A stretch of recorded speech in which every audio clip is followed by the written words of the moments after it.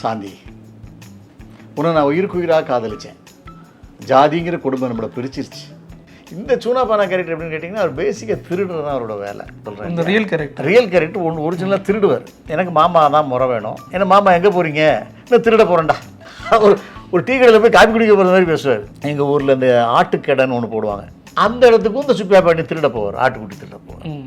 திருடி அப்படி தோளில் போட்டதும் அந்த ஆடு கத்தும்.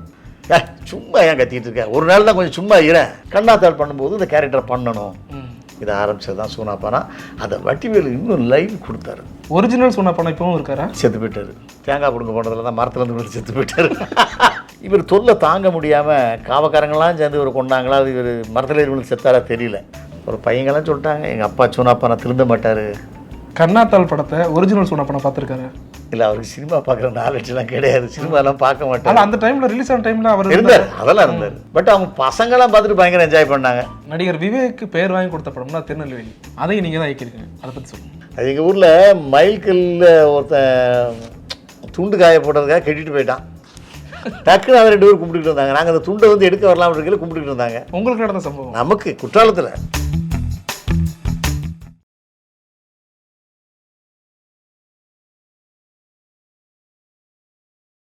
சாந்தி, உன்னை நான் உயிருக்குயிராக காதலித்தேன்.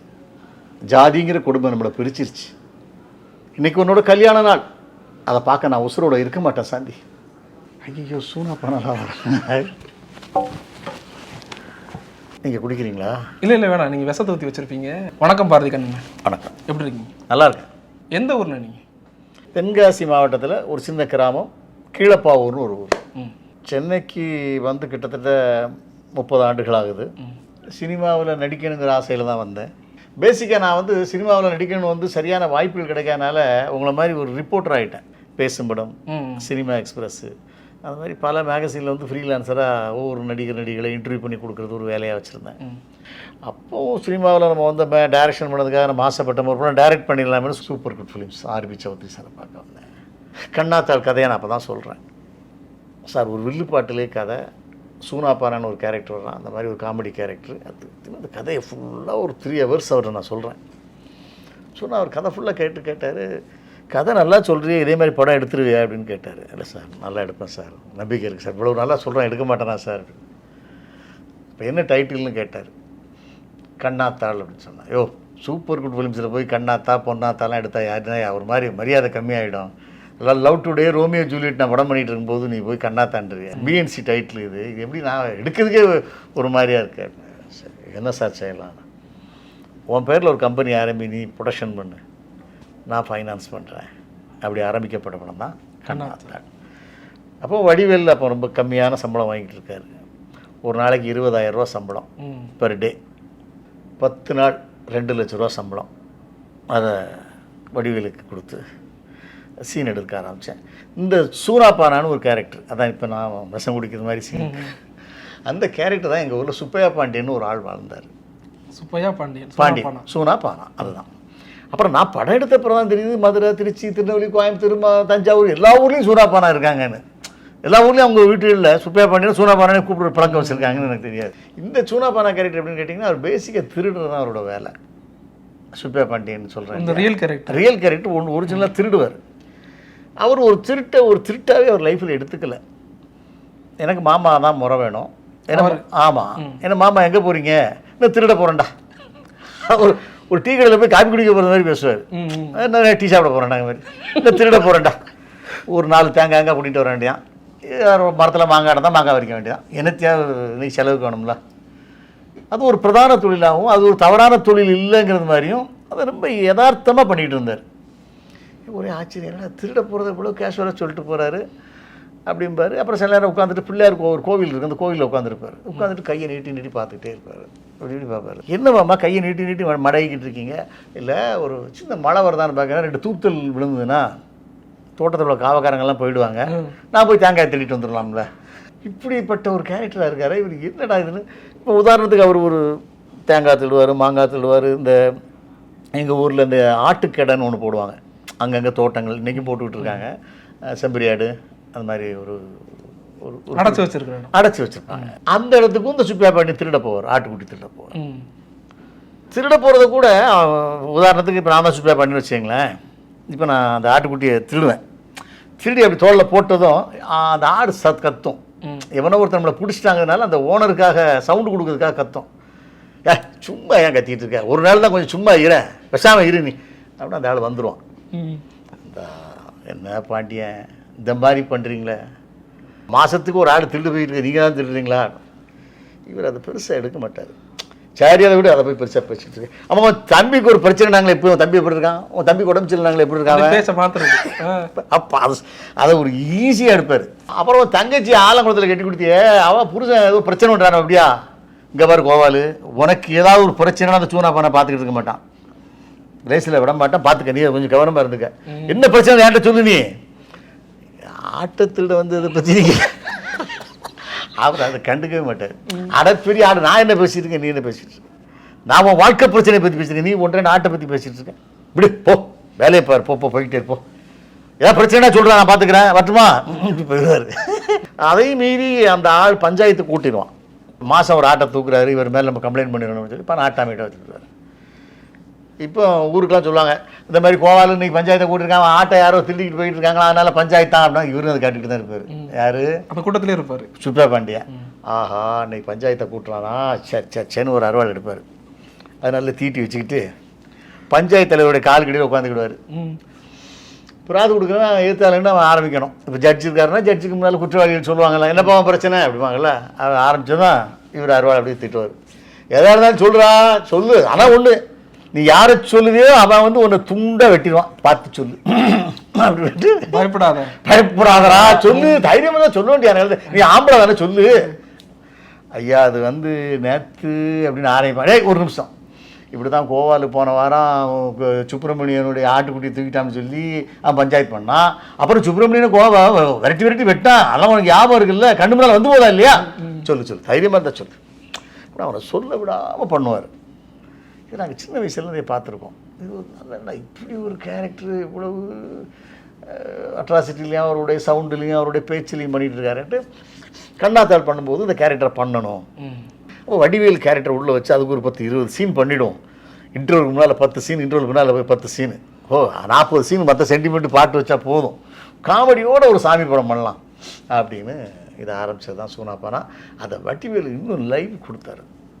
வடிவேல் எப்படி இதுக்குள்ள வந்தார்? ஆக்சுவலாக நான் உள்ள கதை சொன்னதும் எனக்கு ரொம்ப நல்லா இருக்குண்ணே, ஊரில் நடந்த கதைனா எப்படி அந்த கேரக்டர் பண்ணுவாங்கன்னு மட்டும் சொல்லுங்கண்ணே, நான் ஃபாலோ பண்ணிக்கிறேன்னாரு.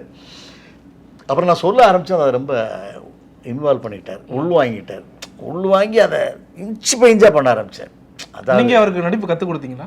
ஆமாம், ஏன்னா அவருடைய சுப்ரா பாண்டியன் இப்படி இருப்பாருன்னு நான் சொல்லுவேன்.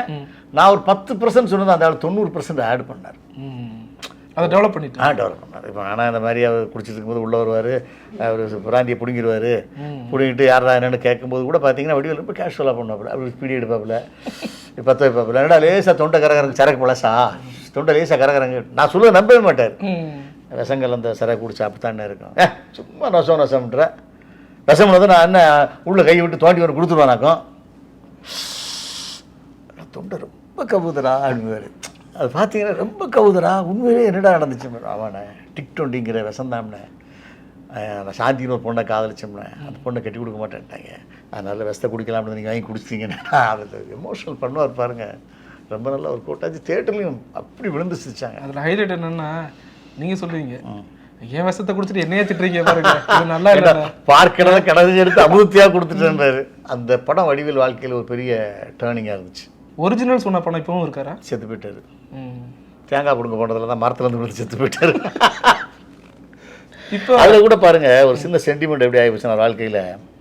இவர் தொல்லை தாங்க முடியாமல் காவக்காரங்களாம் சேர்ந்து இவர் கொண்டாங்களா, அது இவர் மரத்தில் இருந்து செத்தாரா தெரியல, இவர் பாடியை கொண்டு போய் ஒரு மரத்தடியில் போட்டு பக்கத்தில் தேங்காயெல்லாம் சிதறி விட்டாங்க. நாங்கள் எல்லாம் ஊர்க்காரங்கெல்லாம் ஓடி போய் பார்க்குறோம், சுப்ரா பாண்டியன் செத்துட்டாரு எல்லாம் போய் பார்க்குறோம். கட் பண்ணி மரத்தை பார்த்தீங்கன்னா மரத்தில் இருக்கிறது பச்சைக்காய், கீழே இருக்கிறது செவ்வழனிக்காய், ஏதோ ஒரு காய் எடுத்து ஒரு இடத்துல போட்டு பண்ணிட்டாங்க. ஒரு பையங்கள்லாம் சொல்லிட்டாங்க, எங்கள் அப்பா சூனா பானா திருந்த மாட்டார், திருடிக்கிட்டே இருந்தார், இதுவே அவருக்கு முற்றுப்புள்ளியாக இருக்கட்டும், விட்டுருங்க அப்படின்னு அந்த பிரச்சனை முடிஞ்சு போச்சு. கண்ணாத்தாள் படத்தை ஒரிஜினல் சூனா பானா பார்த்துருக்காரு? இல்லை, அவருக்கு சினிமா பார்க்குற நாலேஜ்லாம் கிடையாது, சினிமாலாம் பார்க்க மாட்டார். அந்த டைமில் ரிலீஸ் ஆன டைமில் அவர் இருந்தார், அதெல்லாம் இருந்தார். அப்போ அவர் தெரிஞ்சிருக்குங்க. நானும் கொண்டு போய் காட்டணும்னு முடிவு எடுக்கலை. பட் அவங்க பசங்களாம் பார்த்துட்டு பயங்கர என்ஜாய் பண்ணாங்க. எனக்கு அப்பா கேரக்டர் அப்படியே பண்ணியிருக்கீங்களா, அநியாயங்க அப்படின்னு சொல்லுவாங்க. உங்களை எதுவும் திட்டலையா? ஜாலியாக காமெடியாக தான் இருந்துட்டேன். எனக்கு மாமா தானே, அவர் திருடுறது அவரே ஜாலியாக தானே திருடிட்டு இருந்தார். சீரியஸாக அவர் திருடலையே, கடைசி வரைக்கும் அவர் ஜாலியாக தான் திருடினார். அதாவது இவருக்கு வீட்டுக்கு ஒரு காய்கறி தேவைன்னா உடனே ஒரு தோட்டத்தில் பறிப்பார். எடுத்துக்கிறது எல்லா இடத்துலையும். ஆமாம், எடுத்துக்கிறது. தோட்டத்துக்காரன் கேட்டால் ரொம்ப ஈஸியாக பேசுறது. ஒரு பூசணிக்காய் நீ இதை பெருசாக பேசிட்டு இருக்க, அப்புறம் என்ன மகசூலாம் அந்த வருஷம் பெருசாக இல்லை போலுங்க, அப்புறம் வேறு பேச்சு மாற்றுவார். தண்ணி மழை தண்ணி இல்லையோடு, சரி என்ன ஒன்று சொல்கிறேன், இந்த ஒரு பூசணிக்காய் அங்கே இருக்கு, ஐயோ சரி வார நாளைக்கு பார்ப்போம். அதை பெரிய மேட்டராகவே எடுக்க மாட்டார். அதாவது என்ன திருடினாலும், அது ஆட்டுக்குட்டியை திருடினாலும் சரி, ஒரு வீட்டில் போய் அரிசியை திருடினாலும் சரி, என்ன திருடினாலும் அதை பெருசாக எடுக்க மாட்டார். அந்த சைக்கிளில் லிஃப்ட் வைக்கிறது, ஆமாம் என்னன்னு கேட்டிங்கன்னா, அவர் ஒரு இடத்துக்கு திருட போகிறதுக்காக நின்றுக்கிட்டு இருப்பார். உண்மையிலேயே ஆமாம், அது உண்மையில் அவர் வாழ்க்கையில் நடந்தது தான் மேக்ஸிமம் பண்ணோம். அவருக்கு சைக்கிள் கூட ஓட்ட தெரியாது. யாருக்கு ஒரிஜினல் சூனா பானா ஓட்ட தெரியாது, ஒன்றுமே தெரியாது, திருட மட்டும்தான் தெரியும். அப்போ சைக்கிளில் ஒரு சொரண்டைன்னு ஒரு ஊர் எங்கள் ஊர் பக்கத்தில் இருக்கா, ஒரு பையன் போயிருக்கான். போனதும் இவருக்கு நல்லா பார்த்தா, ஐயோ மாமா நிற்கிற அப்படின்னு, என்ன சுப்பியா மாமா அங்கே நின்றுக்கிட்டு இருக்கீங்க, வண்டியில் ஏறுங்க. ஒன்று எனக்கு யாருன்னு சரியாக தெரில போடா, எனக்கு யாரும் தெரில போடா. மாமா என்ன தெரியாமல் இருக்கலாம், உங்களை எனக்கு நல்லா தெரியுமாம்மா, வண்டியில் வந்து ஏறுங்க. ஐயோ இந்த நாட்டில் அன்பு தொல்லை தாங்க முடியலன்னு சொல்லி வண்டியில் ஏறிடுவார். வண்டியில் ஏறி கொஞ்சம் நேரத்தில் அவனை கீழே போட்டுருவான். அது நாங்கள் காமெடி கொஞ்சம் சேர்த்து பண்ணோம், கொஞ்சம் கற்பனை கலந்து பண்ணோம். கீழே போட்டது வரை உண்மை. சூனா பானாவோட காஸ்டியூம் பற்றி சொல்லுங்கள், அது original reference sir. Original costume வந்து அவர் வந்து ஒரு வேஷ்டி, ஒரு பெல்ட்டு, ஒரு பச்சை பெல்ட்டு, ஒரு துண்டு, சட்டை கூட பெரும்பாலும் போட மாட்டார். நாங்கள் வடிவேலுக்காக கொஞ்சம் ஒரு லுங்கி, ஒரு டிஷர்ட்டு, ஒரு தாயத்தை எடுத்து போட்டு ஒரு அதே பச்சை பெல்ட்டு போட்டுக்கிட்டோம். அந்த அவர் போடாதது என்ன, இவர் துண்டு போட்டுருப்பார், வடிவேலும் துண்டு போட்டுக்குவார். போன்னு சொல்லி துண்டு வச்சு விரட்டுவார். பஞ்சாயத்து ஆடு பஞ்சாயத்தெல்லாம் அது பண்ணார். ஒரிஜினல் கேரக்டர் வந்து சட்டையே போட மாட்டார். அது அந்த காலத்து ஆள். கண்ணாத்தாளில் முக்கியமான ஒரு ஹைலைட் காமெடி விஷம் குடிக்கிற காமெடி. நீங்களும் நடிச்சிருப்பீங்க, அந்த எக்ஸ்பீரியன்ஸ் பற்றி சொல்லுங்கள். அந்த காமெடி என் வாழ்க்கையிலையும் மறக்க முடியாத காமெடி. சாந்தி, நாம் உயிருக்கு உயிராக காதலித்தோம். ஜாதிங்கிற குடும்பம் நம்மளை பிரிச்சிருச்சு. இந்த ஜென்மத்தில் நம்ம ஒன்றும் சேர முடியாது, அடுத்த ஜென்மம்னு ஒன்று இருந்தால் அதில் சந்திப்போம் சாந்தி அப்படின்னு குடிக்கப்போம். அவ்வளோதான். அதுக்கப்புறம் ஃபுல்லாக வடிவேல் பிளே. இடையில மட்டும் சொல்லுவேன், இந்த விஷத்தை தட்டி ஒழிச்சு வச்சுட்டு என்னை அடிப்பார். என்னென்ன என் விஷத்தை குடிச்சிட்டு என்னையே அடிக்கிறீங்க, என் விஷத்தை குடிச்சிட்டு என்னையே திட்டுறீங்க, அதில் கேட்டிங்கன்னா என்னென்ன இது. அப்போ கூட நம்ம கேஷுவலாக தான் கேட்பேன், என்னென்ன இது என் விஷத்தை குடிச்சிட்டு என்னையே திட்டுறீங்க. ஏடா பெரிய பால் கடலை கடைஞ்சிடுச்சு, அமுதத்தேடா கொடுத்துட்டு விஷம்டா விஷம் பாடையில் போகிற கடை கொடுத்துட்டேன். அப்போ என் காதலி வந்துடுவா, அவள் ஏதோ கல்யாணம் பண்ணுறது தப்பிச்சு வந்துடுவா, சாந்தி வந்துடுவா. இந்த குடியார மகன் தான் நம்மளை காப்பாற்றினாரு. யாருங்க இவரும், அந்த குடியார மகன்லாம் நான் விஷத்தை குடிச்சிருப்பேன். இப்போ யாரா இது அப்படி பேர் அவர். அந்த இதுலேயும் இதாம நான் காதலிச்ச சாந்தி, இந்த பிள்ளைக்காக தான் நான் விஷம் குடித்தேன், அந்த பிள்ளையே வந்துருச்சுன்னு. அட கொக்க மக்கள் என்ன ஆஸ்பத்திரிக்கு தூக்கிட்டு போடா, உசுறு போப்போ தூக்கிட்டு போடா அப்படின்னு அவள் சொல்லுவாவா. என்ன ஊரே திரண்டு வந்துட்டு இருக்காங்க, பிடிக்கிறதுக்காக வந்துட்டு இருக்காங்க, அடுத்த ஜென்மன்னு ஒன்று வந்து அப்போ சந்திப்பை உடனே புறப்படுறான் போயிடுவேன். ஐயோ ஐயோ என் உசுறு விஷம் விஷம் விஷம் விஷம். அந்த சீனை வந்து எக்ஸ்ட்ராடினரியாக வடிவேல் பண்ணியிருப்பான்.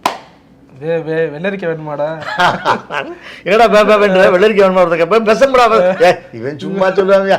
இவன் கூட ஒரு பாட்டில் சாரியத்தை குடிச்சிட்டு விஷத்தை குடிச்சாம்மா, ஐயோ டிக்டுண்டியாமலாம் அந்த விஷத்தை குடிச்சிட்டா அப்படிமா. அது பார்த்தப்பறம் தான் எல்லாம் நம்புவாங்க, இருப்பாங்க. அதுக்கப்புறமும் கொஞ்சம் எக்ஸ்டெண்ட் பண்ணியிருந்தோம். இளையராஜா கட் பண்ணிட்டார். இதே போய்கிட்டே இருக்கு, என்னையா காமெடி, என்னையா 10 நிமிஷத்துக்கு மேலே போயிடும் போலுக்கு. ஏன்னாரு எப்படி போயிட்டு இருக்கோம்னா போயிட்டே இருப்போம். அப்போ அவங்க சொல்லுவாங்க. அதுக்கப்புறம் நடந்தது. ஆமாம், அதுக்கப்புறம் தூக்கிட்டு நடந்தால் இளையராஜா வெட்டிட்டார். போதும் தூரத்துக்கு நிப்பாட்டு, ஃப்ரீஸ் பண்ணியான்ற மாதிரி சொல்லிட்டாரு. அங்கே போவானுங்க. அவன் ஒருத்தர் சொல்லுவான், ஏப்பா போகிற வாதிக்கு டீ குடிச்சிட்டு போவேன் அப்படிமா. அதுவும் சேர்த்தா இறக்கியா பாடியா, டே டீ குடிக்காங்க, தூக்குடாமா. சும்மா ஏன் வளவலன்ற, பேசாமல் இருக்க மாட்டேன், நீ பிழைக்க மாட்டேன், ஆஸ்பத்திரி சும்மா தூக்கிட்டு போகிறேன், டீ போடியா, ஒரு 4 டீ, உனக்கு டீ வேணுமா, ஆஸ்பத்திரி போகலாம், டீ குடிக்கிற நேரம் வராது. இப்படியெல்லாம் பிளே இருந்துச்சு. சூனா பானா டெம்ப்ளேட் வச்சு நிறைய மீம்ஸ்லாம் வந்திருக்கும்ல, அதெல்லாம் பார்த்துருக்கீங்களா? நிறைய பார்த்தேன், சந்தோஷமாக தான் இருந்துச்சு. பரவாயில்ல, ஒரு காலத்தால் அழிக்க முடியாத ஒரு காவியமாக ஒரு காமெடி இருக்குது. இன்றைக்கி அதை வச்சு இவ்வளோ பேர் போட்டுக்கிட்டு இருக்காங்க அப்படின்னா, குடுகுடுப்பக்காரனுக்கெலாம் கூட சூனா பானா காமெடி வந்துச்சு, பார்த்தேன். நல்லா இருந்துச்சு, சந்தோஷமாக தான் இருந்துச்சு. நடிகர் விவேக்கு பெயர் வாங்கி கொடுத்த படம்னா திருநெல்வேலி, அதையும் நீங்கள் தான் இயக்கியிருக்கீங்க, அதை பற்றி சொல்லுங்கள். அது எங்கள் ஊரில் மயில்கல்ல ஒருத்தன் துண்டு காய போட்டதுக்காக கட்டிட்டு போயிட்டான். டக்குன்னு அதை 2 பேர் கும்பிட்டுக்கிட்டு இருந்தாங்க. நாங்கள் அந்த துண்டை வந்து எடுக்க வரலாம் இருக்கல கும்பிட்டுக்கிட்டு இருந்தாங்க. உங்களுக்கு நடந்த சம்பவம்? நமக்கு குற்றாலத்தில். இப்போ இது நல்லா இருக்குன்னு சொல்லி நான் அந்த சீனில் காமெடி சீனில் வைக்கும்போது வைக்கணும் அப்படின்னு அது அதுக்கப்புறம் நீங்கள் எங்கெங்கே போனீங்க? நாங்கள் குற்றாலம் தானே ஊர், எங்களுக்கு ஊர் தென்காசி தானே. சரி. குற்றாலத்தில் நாங்கள் குளிக்க போகிறது வரலாம் உண்டு இல்லையா. அப்போ என் கூட வந்தவங்கலாம் துண்டை கட்டிட்டு குளிக்க போவோம் இல்லையா. அங்கே பார்த்தா ஒரே இந்த மயில்களில் கட்டுறான்னு சொல்லி மயில்கள் கட்டி அதில் வர்றவன் எவனோ ஒருத்தன் வேலைக்கு கூட பொட்டு வச்சுட்டு போயிட்டான். அது எவனு சாமி நினச்சானத்தில் ஒருத்தன் பொட்டையும் பூ வச்சுட்டு போயிட்டான். கட் பண்ண குளிச்சுட்டு ஒரு 4 பேர் கும்பிட்டு இருக்காங்க. யாரோட டவல் அது? ஃப்ரெண்டோட டவல். அப்புறம் அவங்க போன பிறகு டவல் எடுத்தோம். இதை கூட நம்புறாங்களே அப்படின்னு. அந்த படத்தில் 1000 பெரியார் வந்தாலும் திருத்த முடியாது அவங்கள நான் 2 சீனில் சொன்னேன். அப்போ அவர் சொன்னார், இதை நம்ம தொடர்ந்து எல்லா சீன்லையும் சொல்லி இது ஒரு இதாக பண்ணிக்கலாமே, ஒரு நல்லா இருக்குமே. என்ன படம் வச்சோம். அதை கலைஞர் ஐயா அப்போ முதல்வராக இருந்தவர் பார்த்துட்டு அவருக்கு ரொம்ப பிடிச்சி போச்சு அந்த படம். ஒரு பக்கம் உங்கள் படத்தில் பெரியார் பற்றி பேசுகிறீங்க, இன்னொரு பக்கம் அதிகமான சாமி படங்கள் நீங்கள் தான் எடுத்திருக்கீங்க. நீங்கள் நாத்திகரா ஆத்திகரா? சூப்பர் கேள்வி. பெரியார் 1000 பெரியார் வந்தாலும் திருத்த முடியாதுங்கிறது சரி. நம்ம சாமி கும்பிட்டா கூட ரொம்ப மூடத்தனமாக போகும்போது நமக்கே ஒரு இப்போ வீட்டிலே மனைவி மாதிரி இருக்காங்கன்னா ஒன்றுக்கு நிலைக்கு ஒரு பொட்டு, அதுக்கு ஒரு பொட்டு, இதுக்கு ஒரு பொட்டு வச்சா சாமி கும்பிடலாம். அதுக்காக பொட்டு வாசல் பூரா சோறு பூரா வைக்கிறது என்ன நியாயம்? அது ஒரு மூடத்தனமாக இருக்கு இல்லையா. ஏன் திருந்த மாட்டீங்களாமா நீங்கள்லாம், இன்னும் விட்டு போட்டால் வைக்கிறது அப்படி அதை மாதிரி ஆரம்பித்து சரி இந்த பெரியாரை சொல்லுவோம்னு. உங்களெல்லாம் 1000 பெரியார் வந்தாலும் திருத்த முடியாது. விவேக்கே பார்த்தீங்கன்னா நிறைய ஜாதகத்தை நம்புவார், கோயிலுக்கு போவார், எல்லாம் பண்ணுவார். பட்டு அந்த ஒரு 1000 பெரியார் வந்தாலும் உங்களுக்கு திருத்த முடியாதுன்னு சொன்னால் ஒரு எஃபெக்ட் கிடைக்குமாங்கிறதுக்காக பண்ணப்பட்டது தான். ஸ்ரீ ராஜராஜேஸ்வரில் வந்து வடிவில் வந்து ஸ்டேஜில் வந்து மணமக்களை வாழ்த்தி பேசுவார். அது சூப்பர் காமெடி. தம்பி முருகனை பற்றி பேச வேண்டும். அதுக்கு முன்னால் மணமகள் லட்சுமியை பற்றி நான் சில வார்த்தைகள் சொல்ல வேண்டும். மணமகள் லட்சுமி கல்யாணத்துக்கு முன்னால் ஏதாவது ஒரு பையனை காதலித்திருக்கலாம். அது முருகனுக்கு தெரிய வரும்போது அதை தவறாக எடுத்துக்கொள்ளக்கூடாது. காதலித்த லட்சுமி அவனோடு பல இடங்களுக்கு சுற்றி இருக்கலாம், லாட்ஜ் போட்டு ரூம் போட்டு தங்கியிருக்கலாம், கர்ப்பமாக இருக்கலாம், கலைத்திருக்கலாம். அது கணவனுக்கு தெரிய வரும்போது தவறாக எடுத்துக்கொள்ளக்கூடாது, பெரிதாக எடுத்துக்கொள்ளக்கூடாது. இதுதான் நான் மணமக்களுக்கு சொல்லும் அறிவுரை. ஆமாம். அந்த மேன் கத்துறது என்னன்னு கேட்டிங்கன்னா சார், எங்கள் ஊரில் ஒரு கற்பசாமி கோயிலுக்கு நேர்ந்து விட்ட ஒரு ஆட்டுக்கடை இருந்துச்சு. ஆடு உங்களை தொடர்ந்து வந்துக்கிட்டே இருக்கு. ஆடு இருந்துச்சு. அங்கே ஒரு ஆள் இருக்கார், மாசானம்னு ஒரு ஆள் இருக்கார். அவருக்கு வந்து சாமி நம்பிக்கை கிடையாது. மணிக்கடிலாம் போட்டு அந்த ஆடை ஜல் ஜல் ஜல் ஜல் வந்துக்கிட்டே இருக்கும். ஊருக்குள்ள அப்படி லாந்திக்கிட்டே இருக்கும். பார்க்கும்போதெல்லாம் எல்லோரும் கும்பிடுவாங்க, எல்லோரும் அதுக்கு சோறு வைப்பாங்க, எல்லோரும் இட்லி கொடுப்பாங்க, எல்லோரும் அவத்திக்கரை வாங்கி கொடுப்பாங்க. இவர் மட்டும் அந்த சூனா பானா மாதிரி பார்த்துக்கிட்டே இருப்பார். போய்கிட்டே இரு, ஒரு நாள் உனக்கு பொங்கல் வைக்கிறேன் அப்படின்னு பார்த்துக்கிட்டே இருந்து என்ன பண்ணிட்டார், கூட 2 பேரை சேர்த்துக்கிட்டு, ஏல சும்மா அந்த கோயிலெலாம் சாமியாக கிடையாது, ஒன்றும் கிடையாது, கோயிலில் அந்த கிடா முட்டா கோயிலில் ஊருக்கார கோயிலுக்கு தான் முட்டா போயினா, நீ முட்டா போயில இருக்க வாடா அப்படின்னு கூப்பிட்டு போய் அந்த ஆட்டை கோயிலுக்கு பின்னால் ஒரு இடத்துல ஒரு காட்டுக்குள்ளே கொண்டு போய் அடித்து கொன்று உரித்து சாரையம் வடித்து எல்லாம் தின்னுட்டு மிச்சக்கறியும் வீட்டுக்கு கொண்டு வந்துட்டார். வீட்டுக்கு கொண்டு வந்து அவங்களுக்கும் பங்கு வச்சு கொடுத்துட்டாரு. இப்போ கோயிலாட்டை காணும்னு ஊரே தேடிக்கிட்டு இருக்காங்க, ஆட்டை காணும். அப்போ பூசாரிக்கு சாமி வருது. இவரும் கோயிலுக்குள்ளே தான் நிற்காரு. யார்? ஆட்டை கொண்டு இன்னொரு சூனா பானா மாசானமும் தான் நிற்காரு. என்னையாவது நல்ல ஆடியா, நேற்று வரைக்கும் செல்லாக போய்கிட்டு இருந்துச்சு, எந்த கிறுக்கு போயிலும் அடித்து கொட்டாயா, சொல்லுங்கள் சாமி ஆடுறவங்களா சொல்லுங்கள், பார்த்து சொல்லுங்கள். அவன் சாமி ஆடுன்னு சொல்லிட்டான். என்ன சொல்லிட்டான்? என் கோயில் ஆட்டை ஒரு அநியாயமாக அடித்து கொண்டு தின்னுட்டான்டா. கிறுக்கு போயிரு சாமி ஆட்டம் என்ன இது கொடுமையாக இருக்குது, சாமி ஆட்டம் திங்கலாமாயா, சாமி என்னையா இது தின்னவரே இவர் நின்றுட்டு அங்கே நின்று சமாளிப்பார். நேது வம்பா இருக்குது, சாமி எவ்வளோ செய்வ உத்தமாக போயிடுச்சு என் நாட்டுக்கு. சொல்லுங்க ஐயா. இதுக்கு நேரம் 8ஆவது நாள் அவன் வாயால் சொல்லுவான் அப்படின்னு அவர் முடிச்சிட்டாரு. அதான் பூசா தான் சொல்லிட்டாரு, போங்கடா சூனா பண்ண மாதிரி எல்லாத்தையும் விரட்டி விட்டா இவருக்கு வீட்டில் போய் ஒரு கில்ட்டி ஃபீல் ஆயிடுச்சு. 8ஆவது நாள் வரும்போது எவன் சொல்லுவான்னு சொல்லிட்டானேன்னு இவர் அப்படியே இந்த ஒரு வைப்ரேட் ஆனாரா என்ன ஆனாரு தெரியல. 8ஆவது நாள் இவர் ஆட்டுக்குட்டி மாதிரியே கூப்பிட ஆரம்பிச்சிட்டார், பேச ஆரம்பிச்சிட்டாரு. இப்போ உங்களை பேசிகிட்டே இருப்பார். இப்போ உங்கள் பேர் அலின்னு வச்சுங்களேன். அலி, நேற்று ஒரு கல்யாண வீட்டுக்கு போயிருந்தப்போ அந்த கல்யாண வீட்டில் திடீர்னு பொண்ணு வீட்டுக்காரனுக்கும் மாப்பிள்ளை வீட்டுக்காரனுக்கும் ஒரு சின்ன நகை பிரச்சனை ஆகி போச்சு. அந்த சண்டையை நான் தான் தீர்த்து விட்டு முக்கியமான வேலையெல்லாம் நான் தான் பண்ணிட்டு வந்தேன். அப்புறம் பார்த்தோன்னா அவங்க கூட்டத்துக்குள்ளே எல்லோரும் சாப்பிட சொன்னாங்க, சாப்பாட்டில் ஒரு பிரச்சனை ஆகி போச்சு, அந்த பிரச்சனை நான் தான் பார்த்துட்டு வந்தேன். ஒரு 5 நிமிஷம் வரைக்கும் ஆட்டுக்குட்டி மாதிரியே கூப்பிட்டுக்கிட்டு இருப்பார். அதை கொண்டதுனால எப்படியோ சைக்கலாஜிக்கலாக எப்படி சொல்லணும்னு தெரில. தெய்வ குத்தத்தை நடந்துச்சா அல்லது ஒரு பயந்து போய் இப்படி சொல்லி நடந்துருச்சான்னு தெரில. அந்த மனிதனை நான் சந்தித்தேன். அது அப்படியே தூக்கி ராஜராஜேஸ்வரில் வடிவேல் சார் வச்சுட்டீங்க. இது ஒரு ரியல் சம்பவம். ரியல் சம்பவம். பெரும்பாலும் கொஞ்சம் உண்மை சம்பவங்களை பிடிப்பேன். சார் நல்லாயிருக்கும். அந்த ஆள் சான்ஸே இல்லை. அதாவது ஒரு கடை டீ குடிச்சிட்டே இருப்பார் சார். அப்போ டீ குடிச்சா வச்சுருக்கேன். நம்ம ஐயாத்திரை பண்ணி நினச்சிருக்காருல, அவரை பார்க்க போயிருந்தேன், ஒரு முக்கியமான வேலையாக பார்க்க போயிருந்தேன். அது வந்து அவர் ஒரு 10 நாள் கழிச்சு வர சொல்லிட்டாரு, பார்த்து வேலை முடிச்ச வேண்டிய அவ்வளோ. ஒரு தும்மல் போடுற மாதிரி இந்த கேரக்டர் லைஃப்பில் எவரி 5 மினிட்ஸ்க்கு ஒருக்கா ஆடு மாதிரி கூப்பிட்டுக்கிட்டே இருந்தார். இப்போ அந்த ஊருக்காரங்கள்லாம் அப்புறம் இவர் தான் கண்டுபிடிச்சாங்க. இவர் ஆட்டை தின்னதுனால தான் இவர் ஆடு மாதிரி கூப்பிட்டுருக்காரு. அவரும் அதுக்கும் சூடாக பண்ண விடுங்கப்பா, ஏதோ தெரியாமல் நடந்து போச்சு, போங்க போ போ போய்கிட்டே போ போ போ போ போ போ கேள்வி கேட்டுக்கிட்டு இருக்க, தேவையில்லாத கேள்வியெல்லாம் போய் கேட்டு போ போ போ போ. சூனா பானா சுப்ரீம் கோர்ட்டே வந்தாலும் உன்னை ஒன்றும் பண்ண முடியாதா, இதை இப்படியே மெயின்டைன் பண்ணு.